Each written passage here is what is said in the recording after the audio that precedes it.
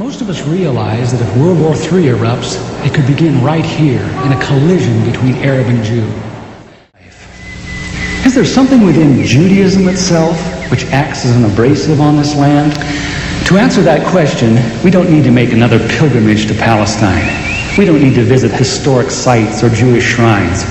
Instead, since Judaism is very much a religion of its literature, we need to go where its most sacred teachings are preserved.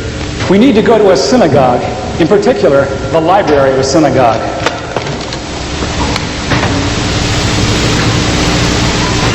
In every synagogue library, we find hundreds of books, but there are a few which tower above the rest in authority. These include the Encyclopedia Judaica, the Universal Jewish Encyclopedia, the Jewish Encyclopedia. In the oldest of these, the Jewish Encyclopedia, we encounter fascinating new perspectives on the inner teachings of Judaism, perspectives which are well known to most religious Jews, but unknown to Christians. Most Christians believe that the Judaism of the Old Testament is very similar to Judaism today. Yet the Jewish Encyclopedia, in its article on Judaism, says modern Judaism and the Judaism of the Old Testament are very different. It says that after Nebuchadnezzar conquered Judah in the 6th century BC and led the Jews to distant Babylon, the Jews were faced with challenges to their faith they had never before experienced. The question now became, how could one be a true Jew in a very foreign, even hostile environment? The need arose for a certain class of lay priests, called scribes or sopherim, to interpret the law in this new setting and make it workable. In time, these scribes became what the New Testament calls the scribes and Pharisees, the greatest legal authorities of Israel for all ages. The Pharisees said there were really two inspired revelations to the Jews. There was the written law of Moses received atop Sinai, but there was also the oral tradition acquired by 70 elders who came to the base of the mountain but were forbidden to proceed farther. The Pharisees said that these 70 elders, or Sanhedrin, received a much more extensive and profound revelation than Moses, a revelation which was never written down, yet took precedent over the written law. When Jesus came on the scene, his reaction was to bitterly denounce this counterfeit tradition.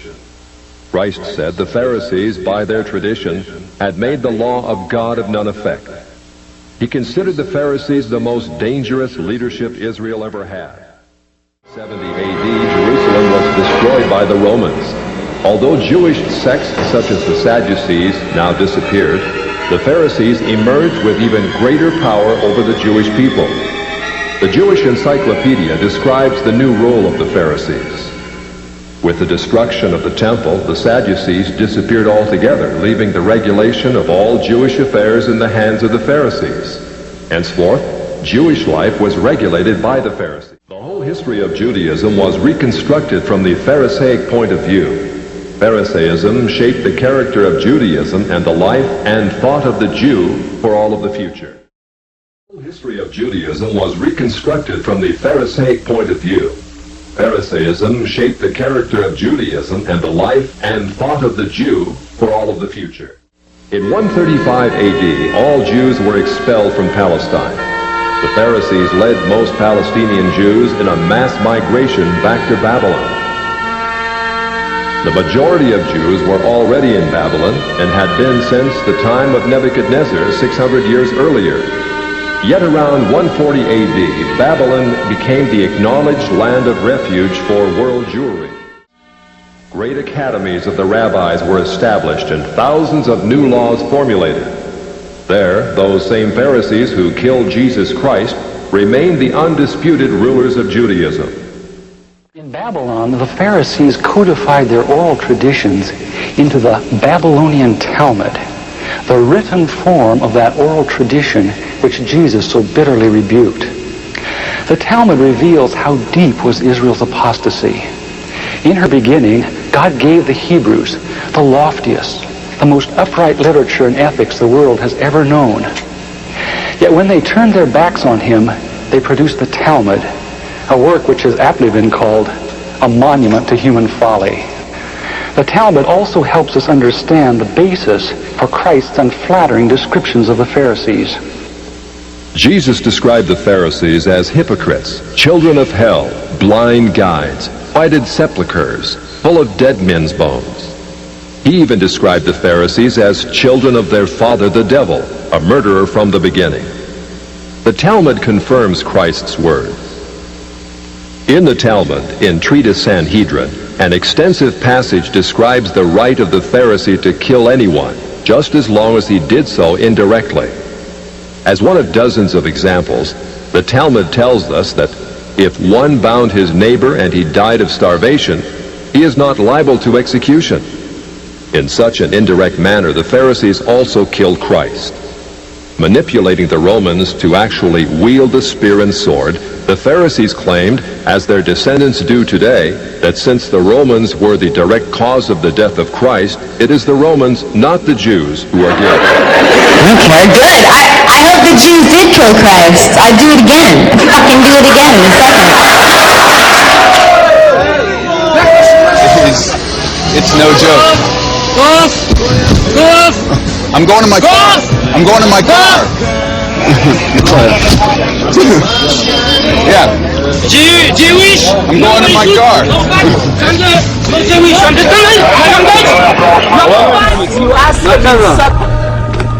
You and you fucking Jesus, you kiss my ass, okay? Go away. Screw you.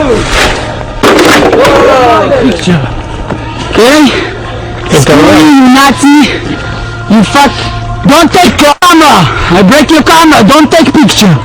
Leave. What? You need to, you can't come in here. This is not your house. This is not your house. We killed Jesus, we're proud of it. We killed Jesus, we're proud of it. This is my land, you. This is not your land. It belongs to these families. Land, you son of a bitch. We're gonna kill you and the Palestinians. You Nazi, you son of a shit. Hand for there. This is my land. God gave it to me. Fuck you. Hand for there. Nazi. Call everyone you want. I'm gonna kill you. Bastard. This is my house. This is my land. God gave it to me. And fuck you. However, the quickest way to grasp the Talmudic view of Gentiles is not directly from the Talmud, but from the Jewish encyclopedias. If we quote an isolated opinion from the Talmud, a rabbi may quickly object, saying, but that is not the overall opinion of the Talmud. That is not the definitive view. What the Jewish encyclopedia provides us is a definitive overview of perhaps hundreds of rabbinic statements on any subject, giving us accurate summaries of what the Talmud generally teaches. In its article on Gentiles, the Jewish Encyclopedia begins to define what makes a Jew so different from a Gentile. According to the rabbis, only Israelites are men. Gentiles they class not as men, but as barbarians. Since Gentiles are not men in the fullest sense, so the Gentile is not a neighbor. A Gentile was forever beneath the Jew. Gentiles were outlawed by God from the beginning, and thus had no property rights.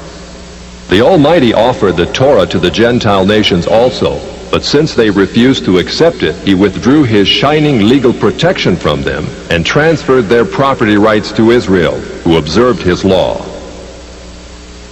Since the Talmud outlawed the child, or issue of a Gentile, as that of a beast, a Gentile had as little legal rights in a Jewish court as did an animal. The Talmud states that if a Gentile sue an Israelite, the verdict is for the defendant, the Israelite.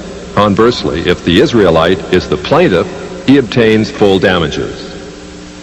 Because the Talmud conspires against Gentiles, if a Jew was ever caught telling a Gentile what the Talmud really says, such a person deserves death. So vile was the nature of a Gentile that the great Simeon ben Yochai said, "The best among the Gentiles deserves to be killed.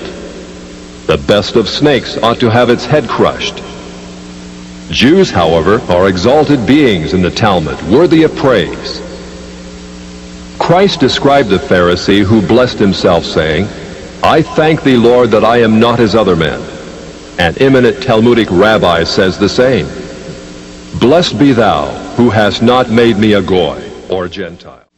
There is a special antagonism between the Talmud and Jesus. The Talmud attacks him everywhere it can, even his mother. Mary, the Talmud says, was a whore who mated with carpenters.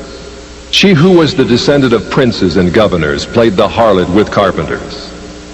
It naturally followed that the scribes declared Christ to be a bastard. In its article on Jesus, the Jewish Encyclopedia says that Jewish writings defame Christ. It is the tendency of all these sources to belittle the person of Jesus by ascribing to him illegitimate birth, magic, and a shameful death. Jesus, according to this article, was considered one of the 3 worst enemies of Judaism who came to an ignoble end. The Talmud says they subjected him to 4 deaths: stoning, burning, decapitation, and strangling. The Talmud also says he is now in hell, punished with boiling hot excrement. What is Christ's advice as he speaks to us out of hell? The Jewish Encyclopedia quotes Jesus as telling us above all to bless the Jews. He says, "Further their well-being, do nothing to their detriment. Whoever touches them touches even the apple of his eye." Christians, as followers of the false prophet Jesus, also deserve death. The Jewish Encyclopedia again recaps the Talmud's position. A Gentile observing the Sabbath deserves death. It says the Talmud's hatred was probably directed against the Christian Jews. These Judeo-Christians, evasively called Min, Minute, or Minim, were considered by the rabbis to be the most dangerous form of heretics of ancient times. The New Testament Gospels were writings which the rabbis considered more dangerous to the unity of Judaism than those of the pagans. A Talmudic rabbi said, "The writings of Christians deserve to be burned, for paganism is less dangerous than Minute or Christianity." The Jewish Encyclopedia, in its article on Min, continues to illustrate the Talmudic hatred of Christianity. Again, we must remember, Minim usually indicates the Judeo-Christians. It was forbidden to partake of meat, bread, or wine with the Christian. Scrolls of the law, Tefillin, and Mezuzot written by a Christian were burned. An animal slaughtered by a Christian was forbidden food. The relatives of the Christian were not permitted to observe the laws of mourning after his death, but were required to assume festive garments and rejoice. The testimony of a Christian was not admitted in evidence in Jewish courts, and an Israelite who found anything belonging to one who was a Christian was forbidden to return it to him.